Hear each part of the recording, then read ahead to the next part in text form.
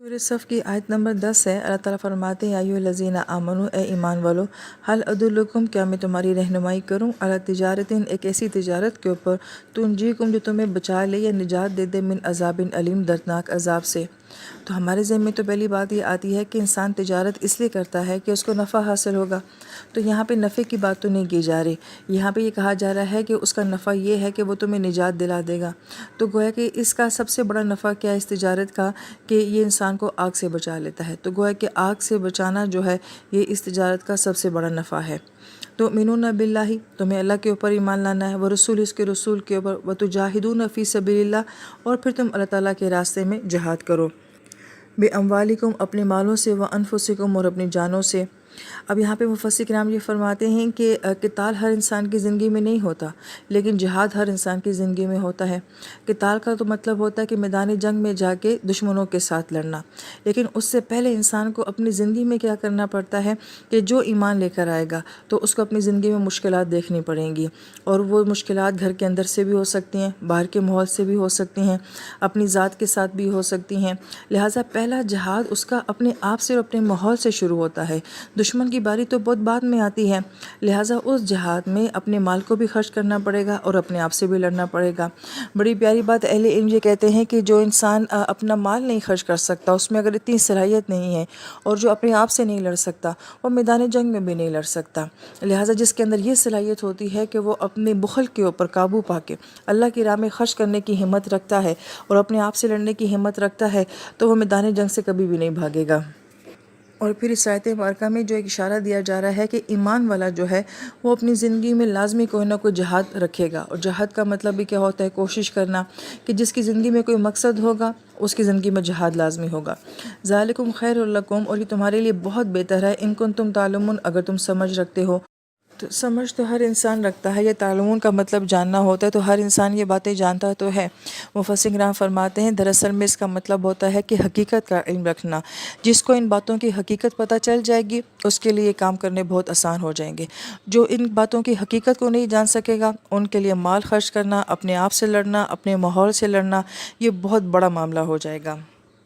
پھر ہر انسان جو اپنی زندگی میں جہاد کرتا ہے تو ہر انسان کے جہاد میں بہت ساری کمی کوتاہیاں تو بہرحال ہو جاتی ہیں، کمیاں ہو جاتی ہیں۔ تو اچھا مقصد ہونے کے باوجود، اچھی ایفرٹ ہو جانے کے باوجود بھی اس کا مطلب ہے کمیاں ہو سکتی ہیں۔ یہی وجہ کہ اللہ تعالیٰ نے بالکل اس کے متصل یہ آیت فرمائی ہے کہ یغفر لکم ذنوبکم، کہ اللہ تعالیٰ تمہاری ذنوب معاف کر دے گا۔ اور ذم کہتے ہی ایسے گناہ ہے جس میں انسان کو کسی چیز کا پچھتاوا ہوتا ہے کہ میں اپنا بیسٹ نہیں کر سکا، میں اپنا اچھا نہیں کر سکا، اور اس کے باوجود یدخلکم جنات تجری من تحت الانہار، کہ وہ تمہیں ایسی جنتوں میں داخل کرے گا کہ جن کے نیچے نہریں بہتی ہوں گی۔ جنات بھی جمع آیا ہے، نہریں بھی جمع آئی ہیں، کوئی ایک جنت نہیں اللہ تعالیٰ دیں گے، بہت ساری جنتیں، اور ہر جنت میں بہت ساری نہریں۔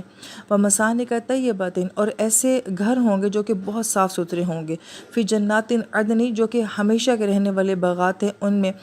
اور یہاں پہ جو خوبصورت ربط ہمیں نظر آتا ہے کہ انسان اپنے مال سے کیا کرتا ہے، اچھی رہائش خریدتا ہے، اچھی عیاشی خریدتا ہے۔ تو گویا کہ اللہ تعالیٰ نے بالکل اس کے متبادل اس آیت مبارکہ میں فرمایا ہے کہ جو اللہ تعالیٰ کے ساتھ تجارتیں کرتے ہیں تو یہ رہائشیں اور یہ خوبصورت جگہیں اور وہاں کی ساری نعمتیں جو ہیں وہ ان کے لیے ہو جاتی ہیں۔ تو گویا کہ یہ دنیا سے آخرت کی انویسٹمنٹ ہے، ایک اکاؤنٹ ہے جو انسان اپنا اللہ تعالیٰ کے پاس کھول لیتا ہے اور اس میں وقت کے ساتھ ساتھ ڈالتا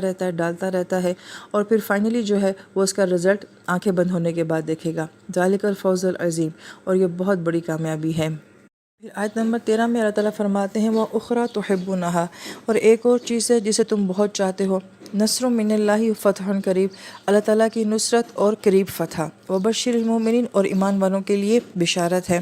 یہاں پہ اللہ تعالیٰ ایک انسانی فطرت کی کمزوری کو بیان کر رہے ہیں کہ بے شک آخرت کتنی ہی خوبصورت کیوں نہ ہو، کتنی ہی اعلیٰ کیوں نہ ہو، لیکن اس کے باوجود انسان کی نفس کے اندر عاجلہ کی کیفیت پائی جاتی ہے۔ وہ یہ چاہتا ہے کہ میں اپنی کوشش کو، اپنے مقصد کو دنیا میں کامیاب ہوتا ہوا دیکھوں۔ تو گویا کہ یہاں پہ اس کی اس فطری کمزوری کا اللہ تعالیٰ لحاظ رکھ رہے ہیں، اور اللہ تعالیٰ فرما رہے ہیں کہ جو آخرت میں ملے گا اس کے علاوہ تمہیں دنیا میں بھی اپنی کامیابی اور اپنے مقصد کو پورا ہوتا دیکھنا نصیب ہوگا۔ جیسے کہ نبی علیہ السلام بدر بہت مشکل تھا، احد بہت مشکل تھا، لیکن احزاب میں مسلمانوں کے لیے ایک طرح سے فتح تھی، اور نبی علیہ السلام کو یہ خوشخبری دے دی گئی تھی کہ آج کے بعد جو ہے یہ قریش آپ پہ حملہ نہیں کریں گے، بلکہ آپ جو ہیں وہ قریش کے اوپر حملہ کریں گے۔ تو گویا کہ دنیا میں بھی اللہ تعالیٰ نے نبی علیہ السلام کو بھی بشارت دے دی، اپنی مقصد کی تکمیل ہوتی ہوئی دکھا دی۔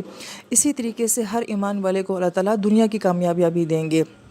لیکن یہاں پہ مفسر کرام یہ فرماتے ہیں کہ کسی بھی اچھا مقصد رکھنے والے انسان کا یہ ارادہ یا یہ سوچ نہیں ہونی چاہیے کہ اس کو دنیا کی کامیابی ملے، کیونکہ اس کا بہت بڑا نقصان ہے۔ نقصان یہ ہے کہ جب ہم دنیا کی کامیابی کو دیکھیں گے تو بہت ممکن ہے کہ دنیا میں کامیابی نہ ملے، جیسے کہ نوح علیہ السلام ہے، تو پھر انسان ٹوٹ جاتا ہے، پھر انسان ہار جاتا ہے۔ لیکن جب وہ اس بات سے بے نیاز ہو کے اپنی اسٹرگل کو جاری رکھے گا تو اس سے کوئی فرق نہیں پڑتا کہ میں دنیا میں کامیاب ہوں یا نہیں ہوں، میرے پیچھے 1 امتی ہیں یا 10 امتی ہیں، لہٰذا اس کی نظر آخرت کے اوپر ہوگی۔ لہٰذا بڑی پیاری بات مفسر کرام یہ فرماتے ہیں کہ اللہ تعالیٰ نے انسان کی فطرت کی کمزوری کا لحاظ رکھا ہے کہ اسے یہ امید دلائی ہے کہ دنیا میں بھی تمہیں اپنی کامیابیاں، اپنی فتوحات نظر آئیں گی، لیکن اگر اللہ تعالیٰ یہ نہ بھی کرتے تو یہ انسان کے لیے بہت بہتر تھا، کیونکہ دنیا کی ناکامیاں پھر اس کو کہیں مایوس نہ کر دیں، کیونکہ انسان کو پتہ ہے کہ میں نے ہر لحاظ سے کامیاب ہونا ہے تو آخرت میں ہونا ہے۔ باہر بشر المومنین کا یہی مطلب ہے کہ اللہ تعالیٰ ایمان والوں کو جو ہے وہ دنیا میں کامیابیاں دیتے ہیں۔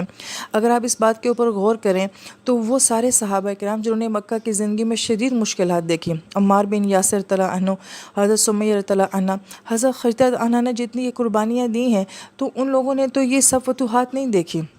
اور اسلام کا یہ غلبہ نہیں دیکھا۔ کتنے غریب صحابہ جو ہیں وہ وہاں پہ فوت ہو گئے، یہاں تک کہ نبی علیہ السلام کی اپنی اولاد کہ اگر آپ کی 7 اولادیں ہیں تو 6 اولادیں جو ہیں یہ فتوحات دیکھنے سے پہلے ہی دنیا سے چلے گئیں، تو گویا کہ نبی علیہ السلام کی اپنی اولادوں کو بھی جو ہے یہ کامیابی دیکھنا دنیا میں نصیب نہیں ہوئی ہے۔ تو پھر اس طرح سے دیکھا جائے تو ان کو کیا ملا، ان کو ان کی کامیابیوں کو کیا صلہ ملا؟ لیکن ہم تو یہ بات نہیں کہتے کہ وہ ناکام ہیں، ہم تو یہ کہتے ہیں کہ وہ بھی کامیاب ہیں، کیونکہ انہوں نے آخرت کو پا لیا۔ لہٰذا ٹارگٹ انسان کا یہی ہونا چاہیے کہ مجھے اپنا صلہ اللہ تعالیٰ سے آخرت میں چاہیے۔ ہاں یہ اور بات ہے کہ اللہ تعالیٰ ہمارے اندر کی کمزوریوں کا لحاظ کرتے ہوئے ہمیں دنیا میں بھی ہماری کوششوں کا ثمر دکھا دیتے ہیں۔